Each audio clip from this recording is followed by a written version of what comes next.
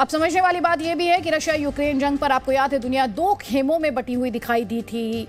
कुछ वैसा ही reaction Taiwan पर भी है। कई देशों ने चाइना का समर्थन किया है तो कईयों ने नैन्सी पेलोसी के दौरे को बिल्कुल ठीक बताया है।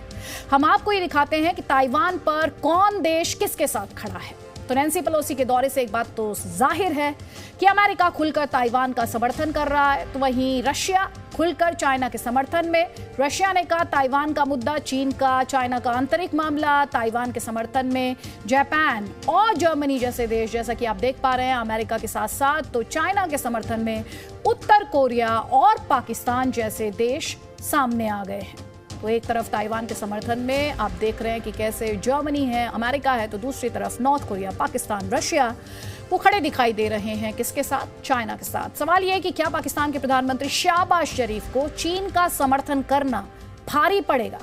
इमरान खान नियाजी आपको याद होंगे, रशिया यूक्रेन जंग के बीच इमरान खान ने रशिया का दौरा कर अमेरिका को खफा कर दिया था और उनकी प्रधानमंत्री की कुर्सी भी चली गई थी। उसके बाद इमरान खान नियाजी खुद ये कहते रहे कि उनके तख्तापलट के पीछे अमेरिका का हाथ है। अब ताइवान के मुद्दे पर शहबाज शरीफ शी जिनपिंग के खेमे में नजर आ रहे हैं, तो क्या अब बारी शहबाज शरीफ की है?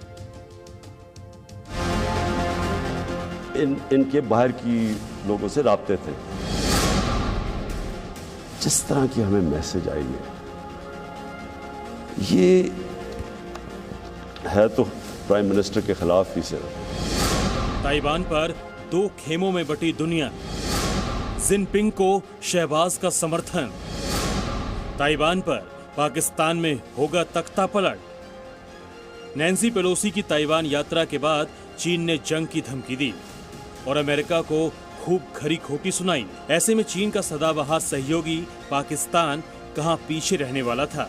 पाकिस्तान ने भी चीन की बोली बोलते हुए कहा है कि नैन्सी पेलोसी को ताइवान यात्रा से क्षेत्रीय शांति और स्थिरता पर गंभीर असर पड़ेगा।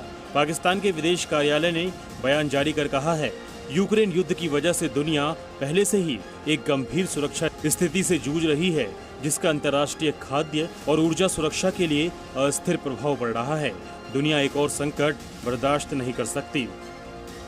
पाकिस्तान जिस यूक्रेन युद्ध की बात कर रहा है, उसके बारे में गौर करने वाली बात यह है कि इसी युद्ध की वजह से इमरान खान की कुर्सी गई थी। इमरान खान ने रूस का दौरा किया था, जिसकी वजह से अमेरिका नाराज हो गया था। खुद इमरान खान ने इस बात को कबूल किया था। ये तो नहीं है कि कोई बाहर से एक मुल्क चले ये कह दे कि हाँ जी हमें नहीं पसंद आपकी फॉरेन पॉलिसी, पता नहीं कोई वजह क्या बता रहा है कि जी आप रूस चले गए।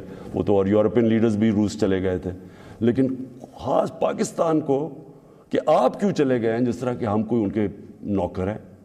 लेकिन जो इसमें सबसे डिस्टर्बिंग चीज़ क्या है कि उनके राब्ते उन लोगों से हैं जिनके जरिए ये सारी साजिश हुई है, जो यहां बैठे हुए हैं। रूस यूक्रेन जंग में अमेरिका यूक्रेन का समर्थन कर रहा था और रूस के कदमों का विरोध कर रहा था, लेकिन इमरान ने रूस का दौरा कर अमेरिका को नाराज कर दिया, जिसके बाद वो पीएम की कुर्सी से बेदखल हो गए। ये तो थी अप्रैल महीने की बात, लेकिन क्या आज फिर पाकिस्तान में ऐसे ही हालात बन रहे हैं? क्या पाकिस्तान की पीएम की कुर्सी पर बैठे शहबाज शरीफ का तख्ता पलट होने की संभावना बन रही है? हम ऐसा इसलिए कह रहे हैं क्योंकि शहबाज शरीफ ने ताइवान के मुद्दे पर चीन का समर्थन किया है।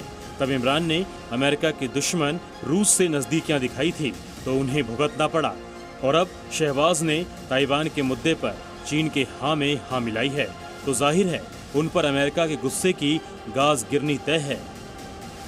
तो अमेरिका नोट कर रहा है इस बात को कि शहबाज शरीफ की सरकार भी चाइना की तरफ ज्यादा झुकाव में है, और इसके चलते अमेरिका की foreign policy of course Shehbaz के शरीफ के लिए भी कुछ मॉडिफाई होगी। पाकिस्तान ही नहीं, रूस भी चीन के समर्थन में खड़ा दिख रहा है।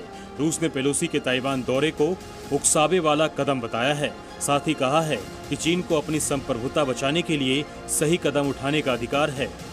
Судить, что ими двигало, но то, что это отражает ту же самую линию, о которой вот мы говорим применительно к украинской ситуации, это у меня сомнений не вызывает. उत्तर कोरिया ने भी अमेरिका पर क्षेत्र में शांति और सुरक्षा पर नकारात्मक प्रभाव डालने का आरोप लगाया है। जबकि जापान ने चीन के सैन्य अभ्यास पर चिंता जाहिर की है। जापान ने कहा है कि चीन की सेना जिन इलाकों में अगले कुछ दिनों तक सैन्य अभ्यास करने जा रही है वो जापान के विशेष आर्थिक क्षेत्र में आते हैं। 台湾をめぐる問題が対話により平和的に解決されることを期待するというのが、我が国の従来からの一貫した立場であります。そのような観点から中国側が発表した一連の軍事活動については、अमेरिका जापान के अलावा क्वाड में शामिल ऑस्ट्रेलिया भी ताइवान के समर्थन में दिख रहा है। ऑस्ट्रेलिया ने कहा है कि ताइवान पर हम यथास्थिति में कोई बदलाव देखना नहीं चाहते। इसके अलावा ब्रिटेन भी ताइवान के समर्थन में आता दिख रहा है। अगर चीन ताइवान में युद्ध हुआ तो जानकार मानते हैं कि नाटो देश भी अमेरिका के समर्थन में उतर जाएंगे। ऐसी स्थिति में चीन के लिए मुश्किल तो होगी ही। चीन का समर्थन करने के लिए पाकिस्तान भी अमेरिका के निशाने पर आएगा और ऐसी हालत में पाकिस्तान में तख्ता पलट हो सकता है। ब्यूरो रिपोर्ट, जी मीडिया। और अब हम आपको पीओके की एक तस्वीर दिखाने जा रहे हैं जहां के मुजफ्फराबाद में लोगों ने पाकिस्तान के खिलाफ प्रदर्शन किया है। मुजफ्फराबाद के लोगों का ये प्रदर्शन आपको बता दें भारी बिजली बिलों के खिलाफ था। प्रदर्शनकारी आरोप लगा रहे हैं कि 50 यूनिट के बिल पर 500 रुपयों का टैक्स लगाया जाता है।